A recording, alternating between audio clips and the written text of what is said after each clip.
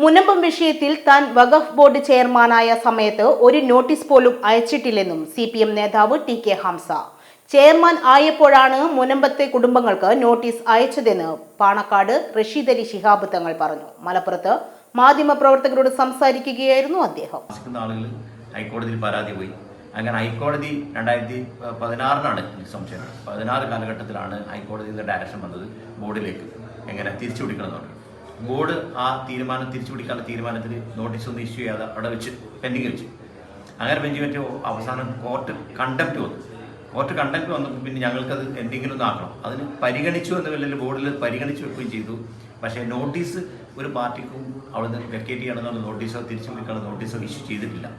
അത് ചെയ്തത് പിന്നെ അതിന് എൻ്റെ ശേഷം വന്ന വഖഫ് ബോർഡായിരുന്നു. അത് ഹംസാക്കായിരുന്നു ചെയർമാൻ. ഹംസാക്കാണ് അത് ഇഷ്യൂ ചെയ്തിട്ടുള്ളത്, ഞാനല്ല. 2014 മുതൽ 2019 വരെ താൻ ചെയർമാനായിരുന്നു. VS സർക്കാർ നിയമിച്ച നിസാർ കമ്മീഷൻ റിപ്പോർട്ട് പ്രകാരമാണ് വഖഫ് ബോർഡിനോട് ഭൂമി ഏറ്റെടുക്കാൻ നിർദ്ദേശം വന്നത്. നിസാർ കമ്മീഷൻ റിപ്പോർട്ട് കൂടി പരിഗണിച്ചാണ് ഹൈക്കോടതിയിലെ കോടതി അലക്ഷ്യ ഉത്തരവ് വന്നു. കോടതി അലക്ഷ്യമം എന്നതുകൊണ്ടാണ് പരിഗണിക്കേണ്ടി വന്നത്. എന്നാൽ മുനമ്പത്തെ കുടുംബങ്ങൾ തന്റെ കാലത്ത് ഒരു നോട്ടീസ് പോലും അയച്ചില്ലെന്നും റഷീദ് അലി ശിഹാബ് തങ്ങൾ കൂട്ടിച്ചേർത്തു. CPM നേതാവ് TK ഹംസ ചെയർമാൻ ആയപ്പോഴാണ് മുനമ്പത്തെ കുടുംബങ്ങൾക്ക് നോട്ടീസ് അയച്ചത്. VS സർക്കാരിന്റെ അതേ നിലപാടായിരുന്നു മുനമ്പം വിഷയത്തിൽ ഇപ്പോൾ പിണറായി സർക്കാരിനെന്നും പാവപ്പെട്ട കുടുംബങ്ങളെ അവിടെ നിന്ന് തന്നെ ഇറക്കിവിടുന്ന പാവപ്പെട്ട കുടുംബങ്ങളാണ് അവിടെ താമസിക്കുന്ന മാനുഷിക പരിഗണിച്ച് അവരെ ഇറക്കിവിടുന്നത് ശരിയല്ലെന്നും സംസ്ഥാന സർക്കാരാണ് ഇപ്പോഴും വിഷയം പരിഹരിക്കാൻ കഴിയുമെന്നും റഷീദ് അലി ശിഹാബ് തങ്ങൾ കൂട്ടിച്ചേർത്തു. നമ്മുടെ സംതൃപ്തിയേക്കാൾ വിലപ്പെട്ടതാണ് നമുക്ക് വേണ്ടപ്പെട്ടവരുടെ സന്തോഷം. പരിശുദ്ധമായവ ഹൃദയപൂർവ്വം സമ്മാനിക്കുമ്പോൾ നമ്മുടെ സന്തോഷവും ഇരട്ടിയാകും.